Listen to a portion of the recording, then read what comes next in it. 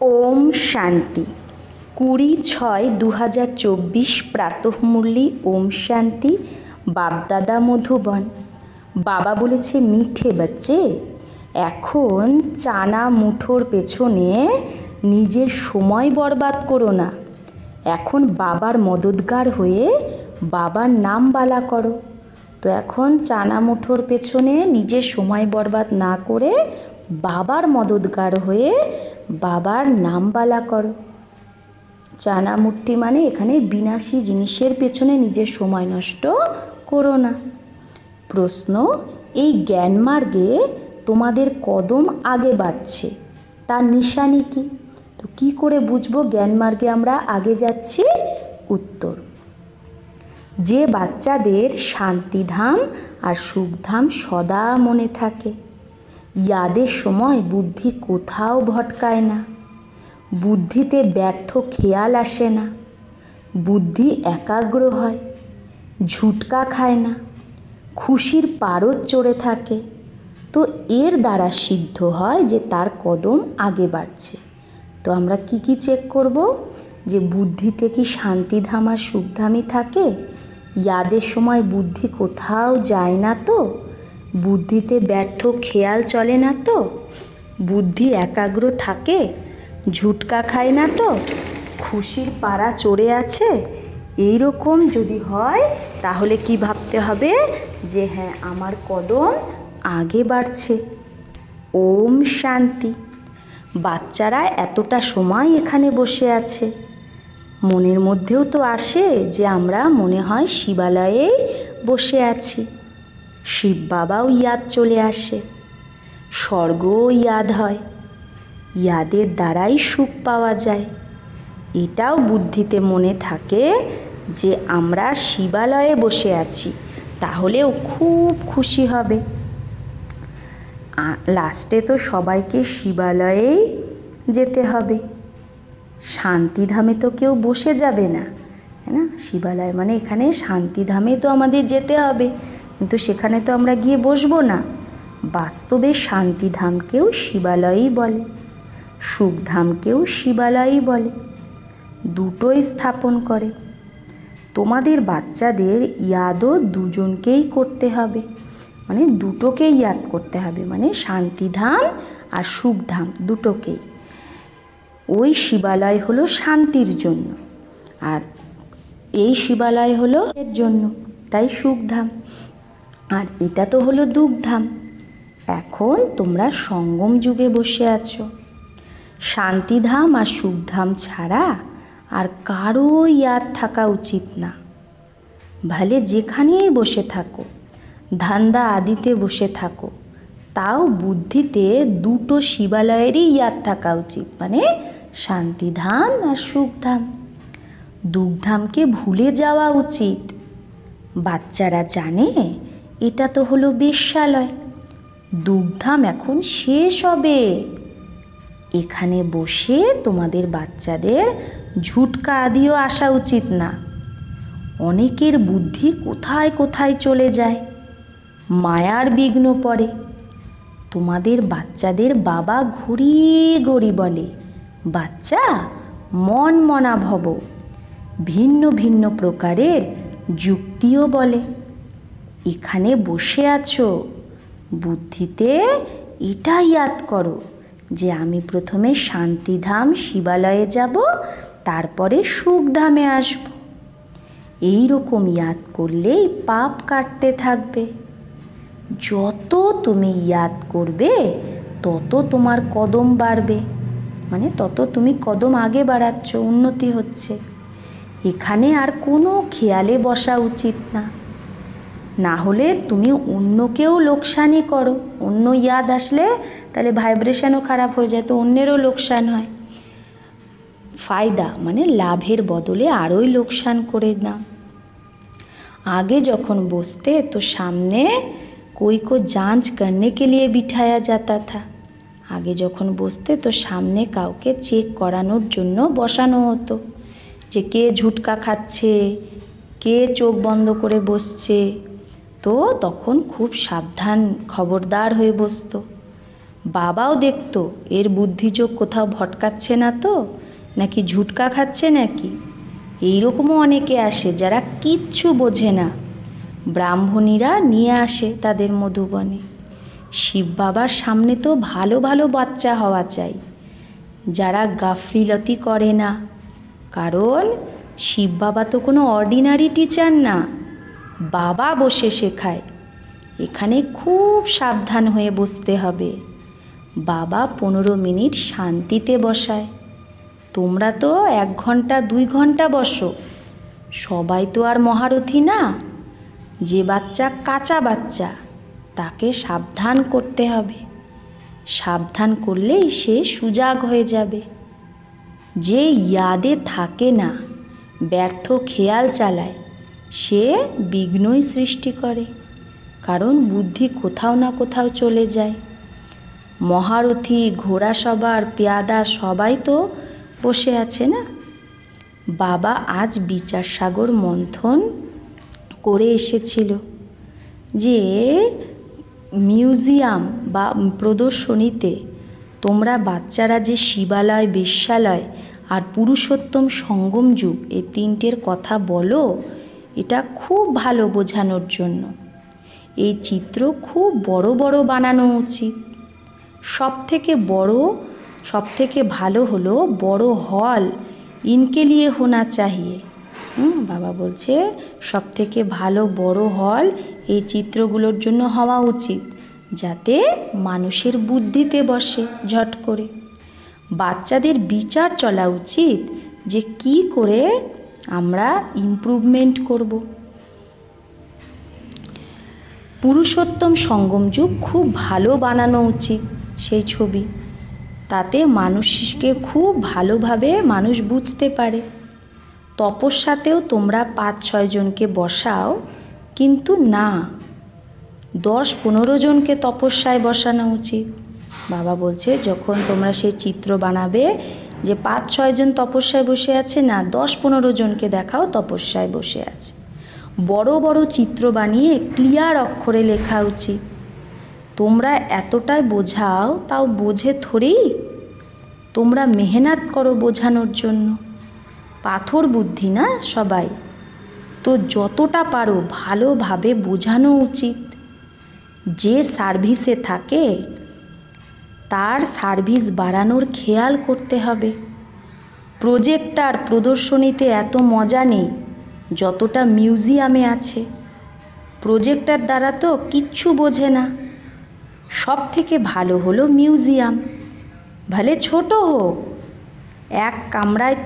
একটা কামরায় এই শিবালয়, বেশ্যালয় আর পুরুষোত্তম সঙ্গম যুগের সিন থাকুক। বোঝানোর জন্য বড় বিশাল বুদ্ধি চাই। বেহদের বাবা, বেহদের টিচার এসেছে, তো बैठ थोड़े ही जाएंगे। তো বাবা কি বসে থরেই যাবে যে বাচ্চা MA BA পাশ করুক? বাবা বসে থাকবে যে বাচ্চা কবে MA BA পাশ করবে তারপরে আমি পড়াবো?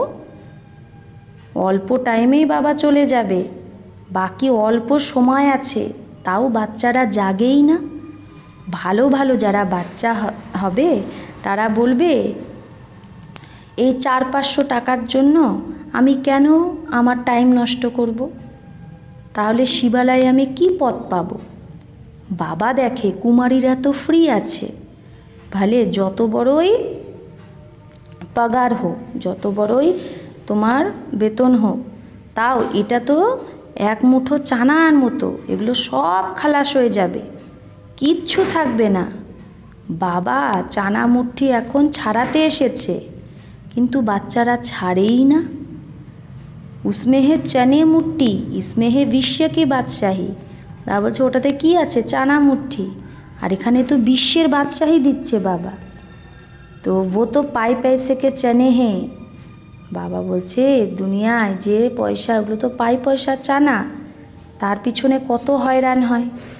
কুমারীরা তো ফ্রি আছে, ওই পড়া তো পাই পয়সার, সেই পড়াকে ছেড়ে এই নলেজ পড়তে থাকো, তাহলে দিমাগ খুলে যাবে। এই রকম ছোট ছোট বাচ্চারা, কুমারীরা বড় বড়দের বসে যদি নলেজ দেয়, যে বাবা এসেছে শিবালয় স্থাপন করতে। তো এটা তো তোমরা জানো যে এখানকার সব কিছু মাটিতে মিশে যাবে। এই চানাও নসিব মে নেহি আয়েঙ্গে। বাবা বলছে এই টাকা পয়সা কড়ি দানা এগুলো কিচ্ছু কাজে আসবে না। किसकी मुट्ठी में 5 चने अर्थात 5 लाख होंगे वो भी खत्म हो जाएंगे। তাহলে বাবা বলছে কারো হাতে যদি 5 চানে মানে 5 লাখ টাকা থাকে সেটাও শেষ হয়ে যাবে। এখন টাইম খুব অল্প আছে, দিন প্রতিদিন হালত খারাপ হতে থাকবে, অচানক আফতে আসবে, অচানক বিপদ আসবে, মৃত্যু তো অচানক হতে থাকবে। মুट्ठी में चने होते ही प्राण निकल जाते हैं। যে তোমার হাতে টাকা থাকলেও কি হবে, প্রাণ তো বের হয়ে যাবে, ওই বিনাশী জিনিস নিয়ে যেতে পারবে না। তো মানুষকে এই বান্দরপনা থেকে এখন ছাড়াতে হবে। শুধু মিউজিয়াম দেখে খুশি হলে হবে না, কামাল করে দেখাতে হবে, মানুষকে শুধরাতে হবে। বাবা তোমাদের বাচ্চাদের বিশ্বের বাদশাহী দিচ্ছে, বাকি তো ভুগরা চানাও কারো ভাগ্যে আসবে না। মানে বিনাশী জিনিস, বিনাশী ধন দৌলত এগুলো কারো কাজে আসবে না, সব খতম হয়ে যাবে। এর থেকে তো ভালো কেন না বাবার থেকে বাদশাহী নিয়ে নিই। কোনো কষ্টের ব্যাপার না, শুধু বাবাকে ইয়াদ করতে হবে আর সদর্শন চক্র ঘোরাতে হবে। भूग्रों से चनों से मुट्ठी खाली कर हीरे जवाहरों से मुट्ठी भरकर जाना है। তাহলে চানার থেকে মুট্ঠি খালি করে হীরা জহরাতে মুট্ঠি ভরতে হবে, মুট্ঠি ভরে যেতে হবে, তাই না? হীরা জহরাত মানে বাবার জ্ঞান রত্নে মুট্ঠি ভরে আমাদের পরমধাম যেতে হবে। বাবা বোঝায়, মিঠে বাচ্চে এই চানা মুট্ঠি, এই বিনাশী ধনের পেছনে তুমি নিজের সময় কেন বরবাদ করছো?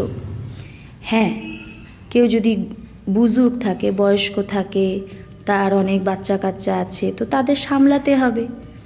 কুমারীদের জন্য তো খুব সহজ, যে কেউ আসুক তো তাকে বোঝাও যে বাবা আমাকে এই বাদশাহী দিচ্ছে, তো বাদশাহী নেওয়া উচিত না? এখন তোমাদের মুট্ঠি হীরার দ্বারা ভরছে, বাকি আর তো সব বিনাশ হয়ে যাবে। বাবা বোঝায় তুমি 63 জন্ম পাপ করেছ, দ্বিতীয় পাপ বাবা আর দেবতাদের গ্লানি করেছ, বিকারিও হয়েছ আর গালিও দিয়েছ। বাবার কত গ্লানি করেছ। বাবা বাচ্চাদের বোঝায়, বাচ্চা টাইম নষ্ট করো না, এইরকম না বাবা আমি ইয়াদ করতে পারি না, বলো বাবা আমি নিজেকে আত্মা মনে করতে পারি না, নিজেকে ভুলে যাই। দেহ অভিমানে আসলেই নিজেকে ভুলে যাওয়া, দেহ অভিমানে আসা মানেই নিজেকে ভুলে যাওয়া। নিজেকে আত্মা মনে করতে না পারলে বাবাকে কি করে ইয়াদ করবে? খুব বড় লক্ষ্য এটা, আবার সহজও খুব।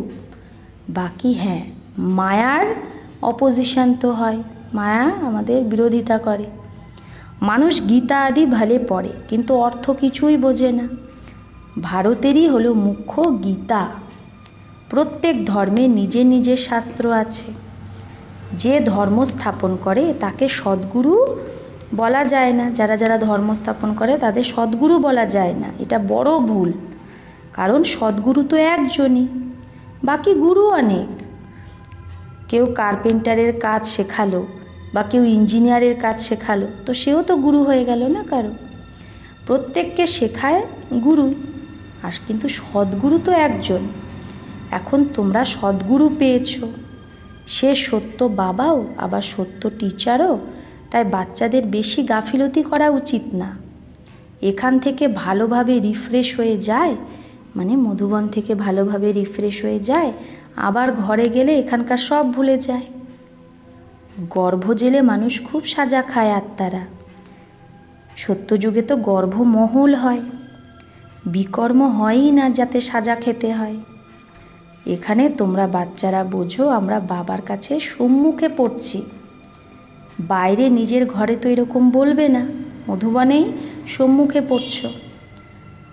বাইরে তো ভাববে আত্মা পড়াচ্ছে, মানে ভাই পড়াচ্ছে।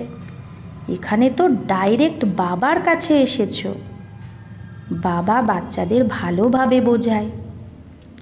বাবার বোঝানো আর বাচ্চাদের বোঝানোর মধ্যে তো পার্থক্য থাকে। বাবা বসে বাচ্চাদের সাবধান করে, বাচ্চা বাচ্চা বলে বোঝায়। তোমরা শিবালয় আর বেশ্যালয়কে বোঝো, এগুলো বেহদের কথা। এখানে ক্লিয়ার করে দেখাও, তাহলে মানুষের কিছু মজা আসবে। তাই বাবা বলছে, ওখানে তো তোমরা এমন হাসতে হাসতে বোঝাও, হাসি মজাক করতে করতে, কিন্তু সিরিয়াস হয়ে বোঝাও, তাহলে তো ভালোভাবে বুঝবে। নিজের উপর রেহেম করো, কি আমাকে কে বেশ্যালয়েই থাকতে হবে? এইভাবে বোঝাও যে নিজের উপর আপনারা কৃপা করুন, যে এই বেশ্যালয়ে কি থাকবো? বাবার খেয়াল চলে না, কি করে বোঝাবে? বাচ্চারা কত মেহনত করে, তাও কি ডিব্বির মধ্যে ঠিকরি। হ্যাঁ, কেন? হ্যাঁ হ্যাঁ করতে থাকে, খুব ভালো খুব ভালো। এগুলো আপনাদের এই জ্ঞান গ্রামে গ্রামে বোঝানো উচিত, এরকমও বলবে, কিন্তু নিজে বোঝে না। সাহুকার ধনবান পয়সাওয়ালা লোক তো বোঝেই না, একদম অ্যাটেনশানই দেয় না। তারা লাস্টে এই জ্ঞানে আসবে, তখন তো টু লেট হয়ে যাবে। না তাদের ধন কাজে আসবে, না তারা যোগে থাকতে পারবে। বাকি হ্যাঁ, যদি একটুও শোনে জ্ঞান, তাহলে প্রজাতে চলে আসবে। গরিবরা খুব উঁচু পদ পেতে পারে, গরিবরা অনেক উঁচু পদ পেতে পারে। তোমাদের কন্যাদের কাছে কি আছে? কন্যাদের তো গরিব বলা হয়, কারণ বাবার বর্ষা তো বাচ্চারাই পায়। বাকি কন্যা দান করা হয়, তখনই তো কন্যা বিকারে যায়। বলে বিয়ে করো তাহলে পয়সা দেব। পবিত্র যদি থাকো, যাদের বাড়িতে জ্ঞানে চলে না, তো কুমারীকে কি বলে, তুমি বিয়ে করো তাহলে তোমাকে অনেক পয়সা দেব, অনেক কিছু দিয়ে ভরপুর করবো। আর যদি তুমি বিয়ে না করো, পবিত্র থাকো, থাকতে চাও, তাহলে এক পয়সাও দেব না। মনোবৃত্তি দেখো कैसी है, বাবা বলছে দেখো বাড়ির লোকের মনোবৃত্তি কীরকম। তোমরা কারো কাছে ভয় পেও না, तुम খুলি রীতি বোঝানো উচিত। ফুর্ত হোনা চাহিয়ে, ফুর্তি থাকা উচিত। তোমরা তো একদম সত্যি কথা বলো যে এটা সঙ্গম যুগ। ওইদিকে হলো চানে মুঠি বিনাশী জিনিস, আর এইদিকে হলো হীরার মুঠি। এখন তোমরা বান্দর থেকে মন্দিরের যোগ্য হচ্ছ। পুরুষার্থ করে হীরের মতো জন্ম নেওয়া উচিত, আর চেহারাও একদম বাহাদুর শেরনির মতো হওয়া উচিত। মানে চেহারা বলতে এখানে মানে নিজের মধ্যে সেই পাওয়ারটা থাকা উচিত, যাতে সেই মুখ দেখেই সেই পাওয়ারটা বোঝা যায়। কারো কারো সকাল জैसे रीढ़ बकरी मिसल है, বাবা বলছে কারো কারো চেহারার মধ্যে দমই নেই, মানে ভেড়া ছাগলের মতো। একটু কেউ আওয়াজ দিয়ে কথা বললেই ভয় পেয়ে যায়। তো বাবা সব বাচ্চাদের খবরদার করে, কন্যাদের তো ফাঁসা উচিত না। আর ওই বন্ধনে যদি ফাঁসো, তাহলে বিকারের জন্য তখন ডান্ডা খাবে। জ্ঞান ভালোভাবে ধারণ করলে বিশ্বের মহারানী হবে। বাবা বলে আমি তোমাকে বিশ্বের বাদশাহী দিতে এসেছি, কিন্তু কারো কারো ভাগ্যেই থাকে না। বাবা হলো গরিব নিবাজ, গরিব হলো কন্যারা। মা বাবা বিয়ে शादी नहीं करा सकते हैं तो दे देते हैं। কন্যারা গরিব, মা বাবা যদি তাদের বিয়ে দিতে না পারে তো তার কন্যাকে দিয়ে দেয় সেবায়। তো তাদেরও নেশা চড়া উচিত যে আমি ভালোভাবে পড়ে পথ তো যেন ভালো পাই। ভালো স্টুডেন্ট যারা হয় তারা পড়ার উপর খুব ধ্যান দেয়, যে আমি পাস উইথ অনার হয়েই দেখাবো। তা সেই আবার স্কলারশিপ পায়। যত পুরুষার্থ করবে তত উঁচু পদ পাবে, তাও 21 জন্মের জন্য। এটা হলো অল্পকালের এখানে সুখ। বাবা বলছে কলিযুগে তো অল্পকালের সুখ। আজকে কিছু পদ পেল, কালকেই মৃত্যু চলে আসলো, ব্যাস খালাস। যোগী আর ভোগীর মধ্যে পার্থক্য আছে না? তো বাবা বলে গরিবের উপর বেশি অ্যাটেনশান দাও।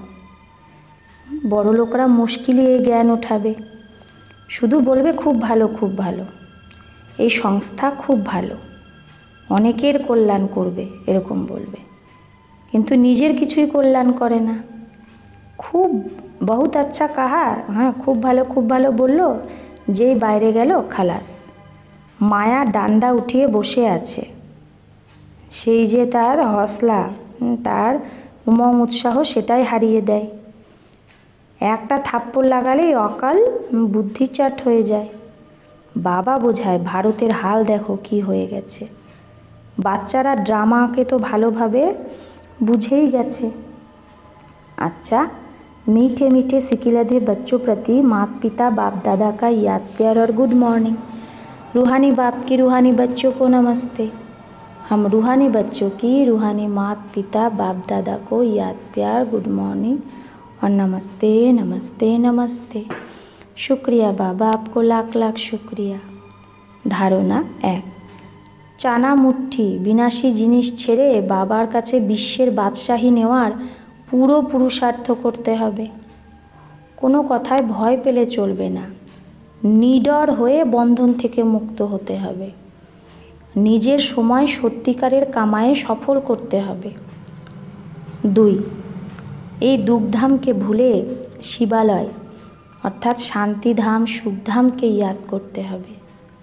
মায়ার বিঘ্নকে জেনে তার থেকে সাবধান থাকতে হবে। তো এই দুঃখধামকে ভুলে শিবালয় কি শান্তিধাম আর সুখধামকে ইয়াদ করতে হবে, আর মায়ার বিঘ্নকে জেনে তার থেকে সাবধান থাকতে হবে। বরদান, গীতার পাঠ যে পড়ে আর পড়ায় সেই নষ্ট মহাস্মৃতি স্বরূপ ভব। তো গীতা পাঠ যে পড়ে আর পড়ায় সেই নষ্ট মহাস্মৃতিস্বরূপ ভব। গীতা জ্ঞানের প্রথম পাঠ হলো অশরীরী আত্মা হও, আর অন্তিম পাঠ হলো নষ্ট মহাস্মৃতি স্বরূপ হও। অশরীরী আত্মা হও এটা প্রথম পাঠ, আর শেষ পাঠ নষ্ট মহাস্মৃতি লব্ধা। প্রথম পাঠ হলো বিধি, যে অশরীরী আত্মা হও এটা হলো বিধি, আর অন্তিম পাঠ হলো বিধির দ্বারা সিদ্ধি মানে নষ্ট মহা। তো প্রত্যেক সময় প্রথমে নিজে এই পাঠ পড়ো, তারপরে অন্যকে পড়াও। এই রকম শ্রেষ্ঠ কর্ম করে দেখাও, তো তোমার শ্রেষ্ঠ কর্ম দেখে অনেক আত্মারা শ্রেষ্ঠ কর্ম করে তোমার তাদের ভাগ্যে রেখা শ্রেষ্ঠ বানাতে পারবে। তো আমরা যদি শ্রেষ্ঠ কর্ম করে দেখাই, তাহলে আমাদের শ্রেষ্ঠ কর্মের দ্বারা অনেক আত্মা শ্রেষ্ঠ কর্ম করে নিজের নিজের ভাগ্যের রেখা শ্রেষ্ঠ বানাতে পারবে। স্লোগান, পরমাত্ম স্নেহে মিশে যাও, তাহলে মেহনত থেকে মুক্ত হয়ে যাবে।